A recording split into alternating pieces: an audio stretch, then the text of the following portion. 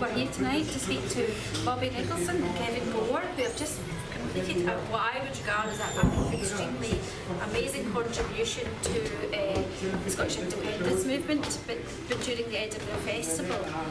We're actually in a pub called the Royal Oak, which is just round the corner of Southbridge, and it's been a brilliant wee hour we've had. Loads of interesting bits of ideas about independence, and the audience were very, very engaged. At one point I had my hairs up in my arm, and several points within it which to me indicates that I've felt something really important that's been said tonight. So I'd just like to ask you, Kevin, what do you think the contribution you're making will be to the wider audience, maybe the worldwide audience that we get here during the festival?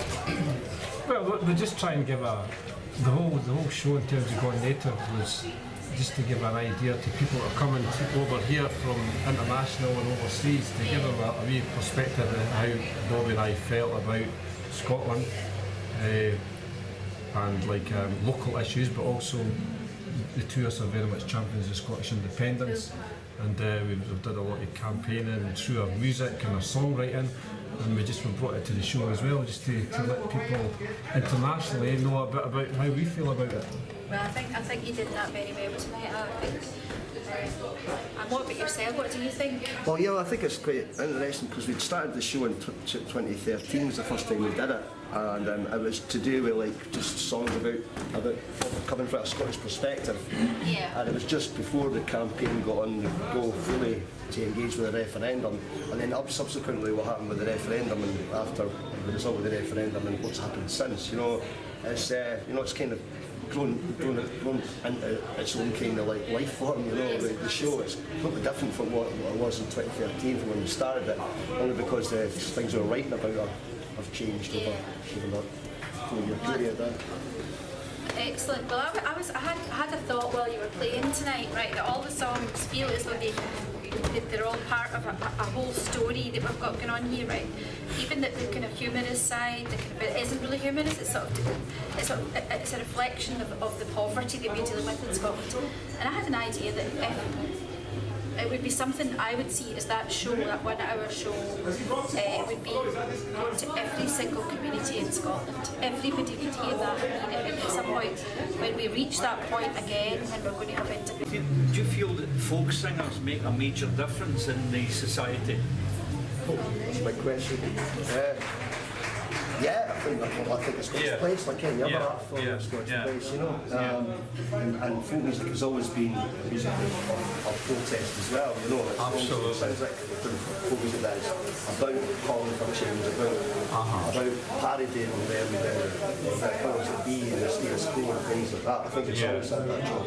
Absolutely. I think folk singers get over a good message to the people. What about yourself, Kevin? Do you think so? I was disappointed that during the referendum that we were very far in between in terms of songwriters in general, Scottish singer-songwriters and folk artists who maybe just didn't want to stick their neck out for fear that it might mean I'm not going to be able to sign, or I might not get on a certain television programme or whatever, to enhance their career.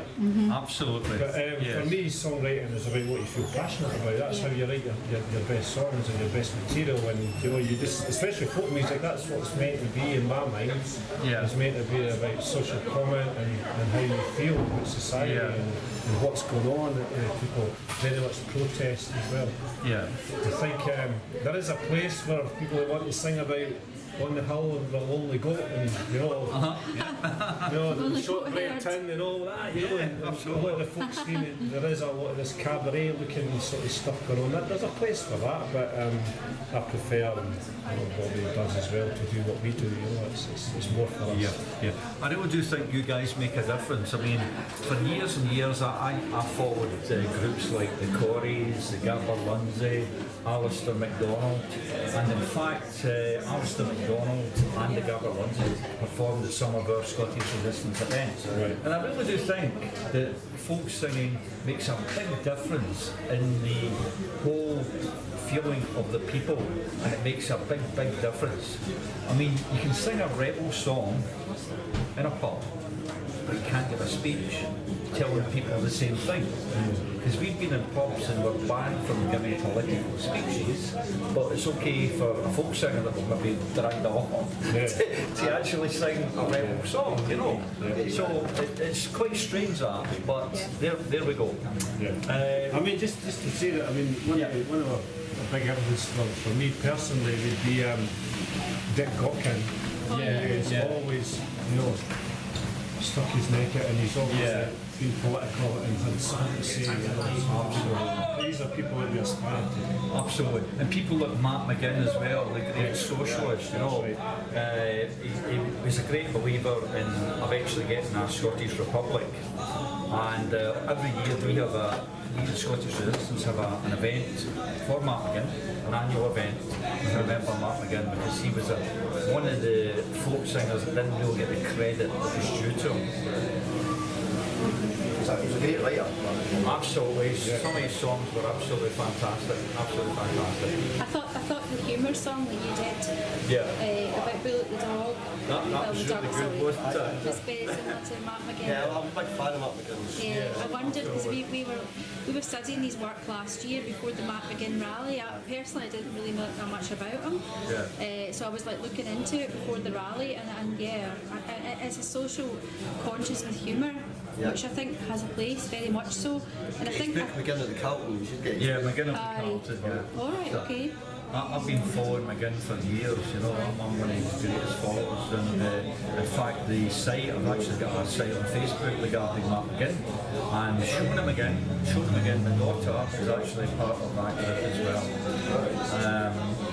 So what I was going to say to you guys is, we were absolutely, I mean, your show tonight was brilliant, and we're going to promote it on 40 different Scottish Resistance sites. So I look forward to getting more crowds in. We are going to promote it for you. I'm just having to make, just to let you know, camera, I'm just trying to make a way through. For this guy is coming downstairs to do the next. This is the Edinburgh Fringe.